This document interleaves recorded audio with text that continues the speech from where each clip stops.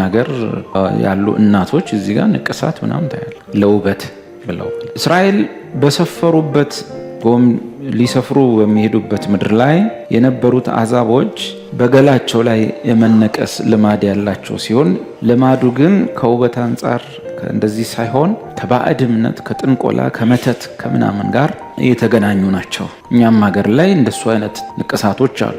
ባህላዊው የጥንቆላ ዓለም ውስጥ የሚቀበሩ አብረው የሚነቀሱ አብረው የሚደረጉ ነገሮች አሉ። በዘመናዊው የንቅሳት ዓለም ውስጥ ደግሞ ግልጽ በሆነ ሁኔታ የሰይጣንን ስም እባብ ምናምን በዚህ አጽም ያው ሞት ማለት ነው። የሞት ነገር እንደዚህ ነገሮችን ይነቀሳሉ። ስለዚህ እነዚህ ከጥንቆላውና ከዘመናዊው ዓለም የመጡት የንቅሳት አይነቶች ያን ጊዜ እስራኤል በሚወርሱበት ምድር ላይ በነበሩት ከነዓናውያን 7ቱ ህዝቦች ፌርዛውያን፣ አሞራውያን፣ ኢያቡሳውያን፣ አማሌቃውያን ምናምን እንላቸው እነሱ የነበራቸው ባህልና ልማድ ያ ባህልና ልማድ ምንጩ ስነ ውበት አይደለም። የኛ አያቶች ቅድመ አያት እናቶች ለውበት ብለው እንደሚነቀሱቱ አይደለም። መነሻ ምክንያቱ አጋንንቶች ናቸው። ከዚህ የተነሳ እግዚአብሔር ህዝቡን እስራኤልን ወደ ከነዓን ሲያመጣ ከሰጣቸው መመሪያዎች ውስጥ አንደኞቹ ገላቸውን ወይም ቆዳቸውን እንዳይነቅሱት ነው። ያን ያደረገበት ምክንያት የሰው ልጅ ራሱን በአግባቡ ቢንከባከብ ወይም ስነ ውበቱን ቢጠብቅ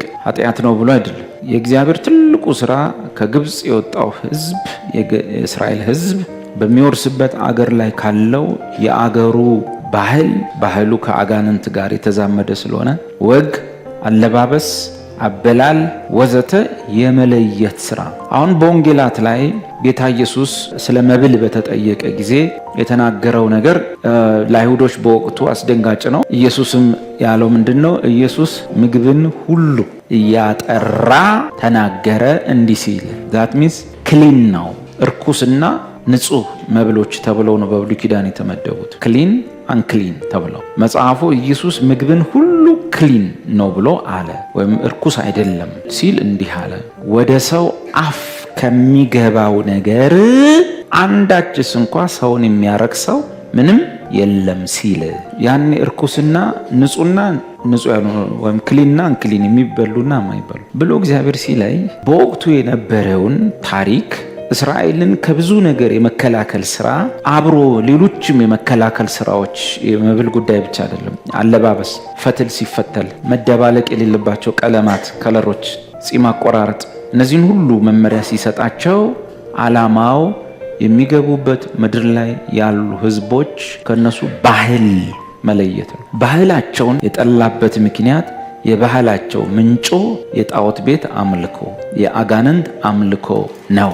ለምሳሌ እንዲህ አለ እግዚአብሔር እስራኤልን ልጆች በሙሴ አማካይነት ጸጉርህን ስትቆረጠው ዙሪያውን አትላጨው። ምን ችግር አለ? ጥሩ አድርጎ ነው ፀሐይ የሚከላከልልን። የጣዖቱ ቤት ካህናቶች አጋንንቱን የሚያስመልኩቱ ካህናቶች የሚቆረጡት ቁርጥ ነው። ዙሪያው ብልጮ ይሆናል። ምልጥ ይልና ይሄ ያድጋል። እንደዚህ ያልን በዘዳግም መጽሐፍ በዘሌዋውያንም ውስጥ የተጻፉት ሌሎችም ህጎች አብዛኞቹ 7ቱ መንግስታት ፌርዛውያን፣ ኢያቡሳውያን፣ አሞራውያን፣ አማሌቃውያን ምንላቸው እነሱ የነበራቸው ባህል የሚወጣውን የእስራኤል ህዝብ እንዳይደበላለቅ እንዳይመሳሰል የመለየት ስራ። አሁን ከዛ ልማድ ጠብቋቸው ቆይቷል። ከአሕዛባዊ ልማድ ጌታ ኢየሱስ መጣ። ኢየሱስ ያኔ የነዛን ስርዓቶችና ወጎች ሲሰጣቸው ንጹህና ንጹህ ያልሆኑ ወይም እርኩስና እርኩስ ያልሆኑ ብሎ ሲሰጣቸው በራሳቸው እነዛ ነገሮች ስትበላቸው ስለሚያረክሱ አይደለም፣ በወቅቱ ከነበረው ግብ አንጻር ነው ተፈጽመዋል። አሁን ኢየሱስ መጣና እንዲህ አለ። ደግሞ ወንዙን ጠርቶ ሁላችሁ እኔን ስሙ አስተውሉ፣ ከሰው የሚወጡት ሰውን የሚያረክሱ ናቸው እንጂ ከሰው ውጭ የሚገባውስ ሊያረክሰው የሚችል ምንም የለም። ከውጭ ወደ ሰውየው ከሚገባ ውስጥ የሚያረክሰው ካልዘገነ ነው፣ ካልደበረው፣ ከተጸየፈው በቀር። እንደዛ ሲሆን ደግሞ የጳውሎስ መልእክት ውስጥ ነው የምንሄደው። ማንም ሰው የሆነ ነገር እርኩስ እየመሰለው እንዳይበላ። እርኩስ እየመሰለው ለሚበላው ሰው ሁሉም ነገር እርኩስ ነውና፣ ነገር ግን በገበያ የሚሸጠውን ሁሉ ሳትጠራጠሩ ብሉ። ለምን? በክርስቶስ ከሆንኩ በኋላ በራሱ እርኩስ የሆነ ምንም እንደሌለ አውቄያለሁና። ስለዚህ አንድ ወንድምህ አንተ ምንድነው የምትበላው በኢየሱስ ስም የሚሉ ከሆነ እንዳትበላ፣ ወንድምን አታሰናክለው። ሁለተኛ አንተም ከተጸየፍከው አይደለም አሳማ ሽሮ እንኳን ቢሆን ማለት ከቀፈፈ እርኩስ ነው። የምግቡ አይነት ሳይሆን ጳውሎስ ምን አለ? ከህሊና የተነሳ ህሊና ውስጥ ነው እንጂ ሽሮ ሆነ ሁሉም የምድር ፍሬ ነው።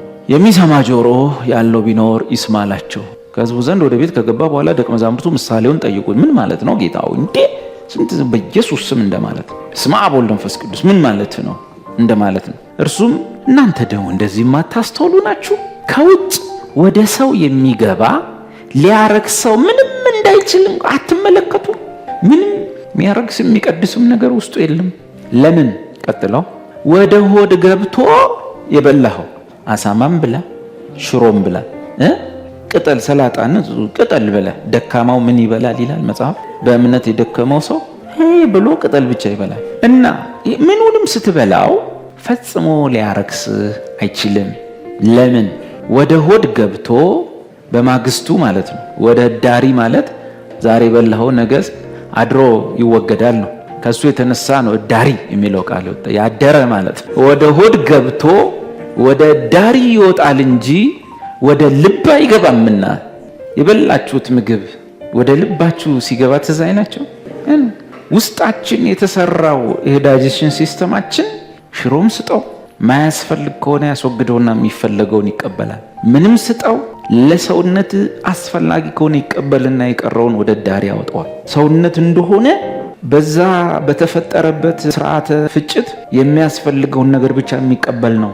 ወደ ሰውነት የሚያሰራጭ ነው። የበላኸው ምግብ ቀጥታ ወደ ልብ ገብቶ አያውቅም። የበላችሁት ምግብ አእምሯችሁ ላይ ትዝ ይላችኋል። የሆነ ለውጥ ሲያመጣ ልክ ስትበሉት አይናችሁ ይበራል። እዚህ ውስጥ ምንም የሚፈጥረው የለም። ወዴት ነው የሚወጣው? ወደ ውጭ ወደ ዳር ይወጣል እንጂ ወደ ልብ አይገባም። መብልን ሁሉ እያጠራ ምን ማለት ነው? እርኩስ አይደለም። መብል ሁሉ ምንድን ነው ማለት ነው? ንጹህ ነው። እያጠራ ማለት ኢየሱስ ምግቦችን ሁሉ ምንድናቸው አለ? ክሊን አረጋቸው። he was making and declaring አወጀ ማለት all foods ክሊን ነው። መብልን ሁሉ ጌታችን እና መድኃኒታችን ኢየሱስ ክርስቶስ ታላቁ መምህር። በነገራችን ላይ ለኢየሱስ ከባድ ነው። በዛን ዘመን ላይ የዛሬ 2000 ዓመት በእንደዛ አይነት ጽንፈኛ አይሁዳውያን ማህበረሰብ ውስጥ ሆኖ ይህን መናገር ከባድ ነው። አሁን እንኳን ከ2000 ዓመት በኋላ በጌታ ሆነ ደግሞ ድሮ አህዛብ የነበር ምንም ንጹህና ርኩስ የሚባል ማን ላይ እኛ እንኳን ስንማር ይከብደናል። በዛ ዘመን ግን ጌታ ይሄንን ተናግሯል። ንቅሳቱም እንደዚሁ ነው፣ ተመሳሳይ ነው። በወቅቱ ሁለት አይነት አሉ። አንደኛው በጥንቆላው ዓለም ውስጥ ያለ ንቅሳት በድሮም ያለ ማለት ነው፣ አሁንም አለ። አብዛኞቹ ንቅሳቶች ጤናማ አይደሉም። በባህል ውስጥ ያሉ ንቅሳቶች አብረህ የምትነቀሳቸው ነገሮች ወይ የምትነቀስባቸው የኪዳን ነገሮች የተፈለገው ነገር ከደምህ ጋር አብሮ ማገናኘት ነው። ሁልጊዜ ኪዳን በደም ነው የሚገባው። ስለዚህ በመርፌ በመፍሳት እነዛን ውሎች የሚነቀሱ አጋንንታቸው ራሱ አይወጣም። እሺ በጣም ከባድ። እዚህ የላክነው ሰው ነበር አንድ ጊዜ ትዝ ይለኛል። ሄደ ሐኪም ቤት አስወጣው ያለ እዚህ ጋር ነው ያደረጉበት። ቄሶች መርጌታ፣ ደብተራ ምናምን የሚባሉ የተነቀሰ ካየህ ጳጳስም ብታይ አለ ችግር አለ። እንደዚሁም ብዙ ሰዎች በንቅሳት በኪዳን ዓለም ውስጥ ይደባለቃሉ። ሁለተኛው ንቅሳት ስነ ውበት ነው። ብዙ እናቶቻችን ከባህል የተነሳ የሚነቀሱት ንቅሳት ለመዋብ ብለው ሴቶቹ እንሶስላቸውን ይቀባሉ፣ ንቅሳታቸውን ለውበት ብለው። የዚህ ዘመኑ ደግሞ አብዛኛው ነገር የተገናኘው ልክ እንደ መጀመሪያው ከመናፍስቱ ዓለም ጋር ነው። ነገር ግን እንደ ጥንቱ ያለ ነገር ሳይሆን በጣም ዘመኖ ዘመናዊ ሆኖ ያለው የሚቀረጽብህን ዲዛይን እንኳን የሚቀረጽብህን ነገር እንኳን ብዙ ሰው አያስተውለው። አንዳንድ ሰው የሚገዛውን ልብስ እንኳን በደንብ አያስተውለውም። በቀደም ለማን ነበር እያሳየው ነበር። አንዱ የባፎሜቱን ኮከብ ጃኬቱ ላይ ተሰፍቶለታል። ዝም ብሎ ይነጉዳል። በዚህ ሙሉ የባፎሜት ኮከቡን ከነ ጽሁፎቹ ከነ ድግምቶቹ አያውቅም ልጁ። በቃ ወይ አንድ ሰው ሰጥቶታል ወይ በርካሽ ዋጋ ከሆነ ነገር ገዝቶታል። በቃ አርጎት ይነጉዳል። እንደዚህ ነገሮች አሉ የሚደረግላቸው። እባብ ሲቀርጹብህ ለምንድን ነው ብለህ መጠየቅ ነው። አጽም ሰርተው ሲያረጉብህ ምንድን ነው ብለህ መጠየቅ ነው። ከሁሉ በላይ ግን ከቆዳህ ጋር ብቻ ሳይሆን ነገሮቹ የሚገናኙት ከደምህ ጋር ስለሆነ ከባድ ናቸው። ስለ ሞተውም ስጋችሁን አትንጩ፣ ገላችሁንም አትንቀሱት። ኦኬ የተነቀስን ሰዎች ምን እንሁን? በቃ እናንተ አንተም ንቅሳት በዓለም ሳለ ደግሞ ያንተ እርድና እሱ ነበር፣ ተነቅሰ ነበር። አሁን ፋራ መሆንን ማወቅ፣ ንስሐ መግባት፣ ከዛ ኋላ ጌታ ኢየሱስን የግል አዳኝ አድርጎ መቀበል። ከዛ በኋላ የራሱ ጉዳይ፣ ምንም ካንተ ጋር አይገናኝ። ስጋ ለአፈር ነው፣ አትጨነቅ። እነዚህ ከመጽሐፍ ቅዱሱ ካለው ባህልና ከነበረው ታሪክ ነው የመለስኩላችሁ። ቀላሉና አዲስ ኪዳናዊ መልስ ግን አንድ ክርስቲያን በገዛ ሰውነቱ ላይ ወይም ስጋው ላይ የፈቀደውን የፈለገውን ነገር የማድረግ መብት የለውም። ስጋ በዋጋ ስለተገዛ የጌታ ነው። አሁን እንዲህ ብለህ መጠየቅ አትችልም ማለት ነው። ሰውነቴ ላይ ብነቀስ ማለት አትችልም ማለት ነው። ስጋ የማን ነው? የጌታ ነው እንጂ የራሳችሁ አይደለም ተባለ። ስለዚህ የጌታ ስጋ ላይ ልነቀስ አልነቀስ ነው እንጂ ጥያቄው በጌታ ያልሆነ ሰው ይመስል በስጋዬ ላይ አይባልም። ስጋችሁ በዋጋ ተገዝቷልና የራሳችሁ አይደለም። በቃ የራስ አይደለም። ስጋ ግን የማን ነው? የጌታ ነው።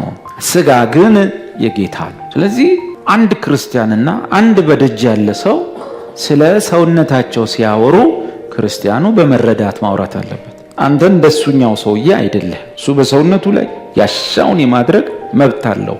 ስጋው የራሱ የግለሰቡ ስለሆነ፣ በእኛ ግን ስጋ በዋጋ ተገዝቶ የእኛ መሆኑ አብቅቶ የጌታ ሆኗል። ከዚህ የተነሳ በጌታ ስጋ ላይ ያማረህን ሁሉ ልታደርግበት አትችልም።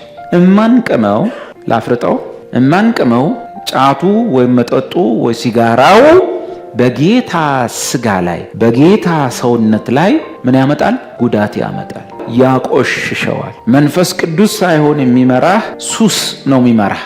ከዚህ የተነሳ ልክ ሰውነትህን በጫትና ሲጋራ ማበላሸት ስታስብና ወደ ድርጊት ስትገባ አንተ ጋር ግን የዚህን ያህል ትዕግስት ጌታ የለውም። አንደኛ ቆሮንቶስ 3 ማንም የእግዚአብሔርን ቤተ መቅደስ ማፍረስ ከጀመረ፣ ዲፋይል ማድረግ ማቆሸሽ ከጀመረ፣ የአንድ ክርስቲያን ከራስ ፀጉሩ እስከ እግር ጥፍሩ ያለው ስጋ በዋጋ ተገዝቶ፣ ከዛ ምዕራፍ 6 ላይ በዋጋ ተገዝታችኋልና ስጋችሁ የእናንተ አይደለም። በስንት ነው ዋጋው? ብሩ ማለት ስንት ነው? በዋጋ ተገዝቷል። የክርስቲያን ስጋ የዋጋው መጠንን የሚያውቃል። የዋጋው መጠን ኢየሱስን ነው የሚያክለው። የኢየሱስ ደም አሊፈሰሰው። በኢየሱስ ሕይወት ተገዝታችኋል። ኢየሱስ ተከፍሎ ይሄ ስጋ ተገዝቷል። ያንተ የኔ ያንቺ። ይሄን ጭንቅላት ውስጥ ማስቀመጥ። እስቲ ከባድ ሰው ነኝ በሉ ግድ የላችሁ ነው። ስጋችሁን በለበሳችሁት ልብስ ልትለኩት ነው። ሱፍ ስትለብስ ልታከብረው ነው። የተቀዳደደ ስትለብስ ልታዋርደው ነው። እሱማ እንደ ሰው እያሰብክ ነው ማለት። በደጅ ያሉ ሰዎች የሚመዝኑህ በለበስከው ልብስ ነው። ቡቱቱ አርገ ስትገባ ሰርግ ቤት የሚቀበልህ የለም። ሱፍ አርገ ስትሄድ ግን መጥሪያም ባይኖር ትገባል። ድሮ ልጅ እያለን አለቃ ገብረሃና ሰርግ ነው ምንድን ታደሙ የሆነ ድግስ ላይ። ከዛ ቡቱቶ ለብሰው ነበር ሄዱት፣ አልናስገባሉ። ከዛ ዘንጠው ሲሄዱ ሲያስገቧቸው ምግቡን እያነሱ ልብሱ ላይ መቀባት ጀመሩ። ምን ነው ሲሏቸው የተጋበዘው እሱ ነው እኔ አይደለሁም አሉ። እንዲህ ነው ውጭ ያለው ሰፈሩ የራሱ ጉዳይ። አንተ እንዴት ነው አንተና አጠገብህ ያለው በጌታ ያልሆነ ሰው ስጋችሁ፣ ሰውነታችሁ፣ አጥንት፣ ደማችሁ በምንም አይነት ሁኔታ አንድ አይነት አይደለም። ስጋችሁ አማኝ ሆኗል አባል ሆኗል አይደለም። በምን ተገዝቷል ነው? በዋጋ ተገዝቷል። የዋጋው መጠን ኢየሱስን ነው። ተገዝቶ ለጌታ የሆነ ስጋ ከሆነ ብዙ ነገር ይገላግለኛል። አንደኛ ምንስ እበላለሁ ምንስ እጠጣለሁ የመጨናነቅ የለብኝ። የራሱ ስጋ ነው፣ ያብላው ያጠጣው። እኔ ምን አገባኝ? ምን ለብሳለሁ ብዬ ኢየሱስ አትጨነቁ ምን ለብሳለሁ ብላችሁ ሲል እየሸወደን አይደለም። ተጨናነቁም አልተጨናነቅንም እንበላለን እንለብሳለን። ስጋችን በዋጋ ተገዝቷል፣ የኛ አይደለም። ልክ ኢየሱስ የኛን ስጋ ገዝቶ የራሱ ስላደረገው ማናቸውንም ነገር ሊያሟላ እሱ የታመነ እንደሆነ ሁሉ እኛም የኛ ስጋ የሱ ንብረት መሆኑን በማወቅ እነዚህ ነገሮች ላይ ማይደረገውን አናደርግም። ስለዚህ ጫት ብቅምበት የጌታ ጥርሶች ላይ በደል እየፈጸምኩ ነው። የጌታ አፍ ነው። ስጋ ግን የጌታ ነው እንጂ የራሳችሁ አይደለም። እኔ ደግሞ የጌታ ብሉ እኔ የራሴ ነው ስጋ ብዬ አጎሳቆልኩት ልበል። ማንም የእግዚአብሔርን ቤተ መቅደስ ቢያፈርስ እግዚአብሔር እርሱን ያፈርሰዋል ይላል። ማለት ከፈረሰ ምን ያፈርሰዋል? ፈረሰ እኮ ቤቱ። አንድ ሰው የእግዚአብሔርን ቤተ መቅደስ ቢያፈርስ እግዚአብሔር ያፈርሰዋል። አፍራሹን ማለት ነው። ይሄ ልክ ለሁለት ሰው የተነገረ እንዳይመስላችሁ፣ ለአንድ ሰው የተነገረ። አንተ ሰውዬ የእግዚአብሔር ቤተ መቅደስ ነህ፣ የእግዚአብሔርን ቤተ መቅደስ የምታፈርሰው ከሆነ እግዚአብሔር ያፈርሳል አልነው። ሰውየው ነው መጽሐፉ አለው። እንዴ ሰውየው ካፈረሰው እግዚአብሔር ምን ያፈርሰዋል? ሰውየው ቀድሞ አፍርሶታል። ስለዚህ አማርኛው በደንብ ሊገልጠው አይችልም በጥሞና ካልተጠና። እንግሊዘኛው if any man defile the temple of God him shall God destroy for the temple of God is holy which temple ye are። ማንም የእግዚአብሔርን ቤተ መቅደስ ቢያፈርስ የሚለው እንግሊሽ ዲፋይል ቢያረገው ኦር ኮራፕት ቢያረገው ወይ ሀርት ቢያረገው ቢጎዳው ቢያቆሽሸው እግዚአብሔር ምን ያደርገዋል? ያፈርሰዋል። ስለዚህ ሰውነቴን በሱስ በሆኑ ነገሮች ልክ የራሴ መስል ማጎሳቆል ሲጀምር እንደ በጌታ እንዳልሆነ ሰው አልስተናገድም። የኔ ልዩ ኬዝ ነው። በተለየ ሁኔታ ነው የሚታየው። በዋጋ የተገዛውን ስጋ ማቆሸሽ ኮራፕት ማድረግ ወር ዲፋይል ማድረግ ጀምረሃል እና ችግር የለው ምን ያጠናቅቀሃለሁ? ምን አረጋለሁ? ምን ያደርገዋል? ያፈርሰዋል። ምን ማለት ነው ዲፋይል ማድረግ? ለምሳሌ ይሄ ንጹህ ነገር ነው ይመስለኛል ከኋላ ያለው ይሄንን ከውጭ ጭቃ እያመጣው ብቀባው ማለት ነው የጨርቁን ከለር ይቀይረዋል፣ ዲፋይል ያደርገዋል። ጨርቁን ግን ጨርቅ ነው፣ ማንነቱን አይቀይርም። ለዚህ መጽሐፉ ምንድነው የሚለው? ይሄ ጌታ ስጋ ነው፣ ግን እያቆሸሻችሁት ካስቸገራችሁ ምን አስጨነቃችሁ? እኔ ደግሞ አፈርሰዋለሁ። በሰውነት ላይ ብትነቀስ ባትነቀስ በአዲስ ኪዳን ምንም ትርጉም የለው። የቀድሞቹ መነሻ ምክንያቶች ግን ሳታውቅ ያገኙሃል። ሁለተኛውና ትልቁ ምክንያት ግን ያንተ መስሎህ ነው ወይ ልነቀስ አልነቀስ የምትለው? ጌታ ፈቅዶልሃል ወይ? እንዴት ነው ጌታው ስጋህ ላይ ልነቀስ አስቤ ነበር ስትለው ተነቀሰው ብሎሃል ወይ? ስለዚህ አንዳች ነገር የማድረግ መብት የለህም ጌታ ካልፈቀደልህ በስተቀር አንዳች ነገር። ለምሳሌ አንዳንድ ወንድሞች ጾም ጸሎት ብለው ከእህል ተከልክለው ፊታቸው አሸቦ መስሎ አፋቸው ከሩቅ እየሸተተ ጨጓራቸው አልሰር ካንሰር እስኪይዘው ምን ሊፈጥሩ እንደሆነ በርዘግተው ይጸልያሉ። ጨጓራን የሚልጥ አልሰር ካንሰር ነው ምናምን የሚያስይዝ ጾም ጥርስን ሳትቦርሸው ለሳምንታት ለወራት መቆየት ያስቀጣል። አንድ ክርስቲያን ሰውነቱን ሊጎሳቆል ወይም ሰውነቱን ኬር ሊያደርግ የማይችልበት አጋጣሚ በአንድ ነገር ብቻ ነው፣ ስለ ወንጌል በሚመጣ መከራ ጊዜ ብቻ። በዚያ ከሆነ መልካም። ከዚያ ውጭ ግን መከራ ብትቀበሉ ምን ትርፋላችሁ? መከራ መቀበልና መከራውን መካፈል ይለያያል። ብዙ ሰው ከእውቀት ማነስ የተነሳ ዝም ብሎ መከራ ይቀበልና የጌታ ፈቃድ ይሁን ብለን ዝም አልን ይላል። ጥቅሱም አይሄድም። መከራ መቀበል መጽሐፍ ቅዱስ አይደለም፣ መከራውን መካፈል ነው መጽሐፍ ቅዱስ። ምን ማለት ነው? ኢየሱስ አንድ ክርስቲያን አገር ሰላም እስከሆነ ሕግ እስካለ ተሰርቶ እስከሚበላበት ዘመን ድረስ እንዲሰራ፣ እንዲበላ፣ እንዲጠጣ፣ እንዲወልድ፣ እንዲያስተዳድር፣ እንዲኖር፣ እንዲሰፋ፣ እንዲያርግ ፈቅዶለታል። መከራ መቀበል ያለብን በሁለቱ ነገሮች ብቻ ነው፣ ስለ ስሜና ስለ ወንጌል። መከራ ብትቀበሉ ትርፋለሁ። ስለ ስሙና ስለ ወንጌል ብቻ የሚመጣ ነገር ካለ በስደት በመከራ ውስጥ በጉዞ በረሃብ በጥማት ሰውነታችን ሊጎሳቆል ይችላል። ያ ትርፋለሁ። በአገር ሰላም ግን ማትቦርሽ ከሆነ በአገር ሰላም ግን ስለ ወንጌል ሳይሆን ሰነፍ ስለሆንክ ማታጸዳ ከሆነ ራስህን አብዮታዊ እርምጃ ይወሰዳል በጌታ። ለዚህ የድሮ ክርስቲያኖች ብልጥ ናቸው። ዝም ብለው ጴጥሮስ ራሷል ዝም ብላችሁ መከራ ብትቀበሉ ምን ጥቅም አለው? ምንድነው ዝም ማለት?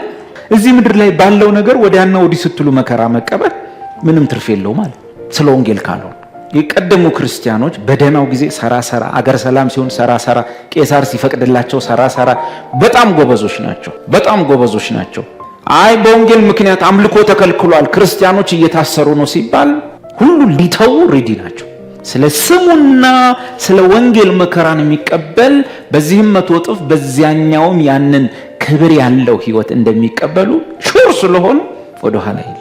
ህግ ባለበት አገር ሰላም በሆነበት መንግስት ባለበት ዘመን ላይ አንድ ክርስቲያን ጤንነቱን ማይጠብቅ ከሆነ ይሄኛው ጥቅስ ይመጣል። ኦኬ ዲፋይል መታረገው ከሆነ ኬር ማታረግለት ከሆነ ስጋህ የራስ መስሎ እንደፈለክ ምትነዳው ከሆነ ትስተናገዳለህ። ቀላል ነው። አስተናግዷቸውም አይተናል ቆሮንቶስ ላይ አያሌዎች አንቀላፍተዋል። ራእይ መጽሐፍ ላይ ጎበዝ ሐዋርያት ከመሬት ተነስተው በአገር ሰላም ችግርን እየጠቀሱ መከራን እየጠቀሱ ረሃብን እንደ ጽድቅ እየቆጠሩ መጎሳቆልን የክርስትና መልክ መስሏቸው ለሚሉ ሰዎች ኖ እንዲህ አርጋችሁ መከራ ብትገቡ ምንም እንትን የለው። እኛ መከራ የምንቀበለው ስለ ስሙ ነው። ከተቀበልን ስለ ስሙ ነው። ዝም ብሎ እየሄዱ ተጋሽቶ መከራ መቀበል ልክ አይደለም። ሲመጣ ግን ከማናችሁም ብሰን መገኘት አለብን ማለት ነው። ለስደት ለዱላ ለስድብ ምናምን አይደለም። የአንዳንዱ ክርስቲያን ለሞት ራስን ታዘጋጃል። በተረፈ ግን እዚህ ቤት እንቅጩን ልንገር፣ ሁሉም በየቤቱ ሰላም ቁጭ ብሎ ያለው እኛን ወዶን አይደለም። በቃ እንግዲህ ጴንጤዎች ይሁንላቸው እንግዲህ ብሎ አይደለም። ሮሜ 13 ይዟቸው ሰይፍ የመንግስት ትጥቅ ይዟቸው ሁሉም መብቱ ነው ሃይማኖቱን ማክበር አለበት ብሎ እንዳንዘናጋ ብዬ ነው። የሆነ ሀገር ላይ ክርስቲያኖቹን ጨፈጨፉ ሲባል ወይኔ ምናምን ኖርማል ነው። እኛም ጋር ህግ ስላለ እሺ እንጂ ትኖ ነው አይደለም።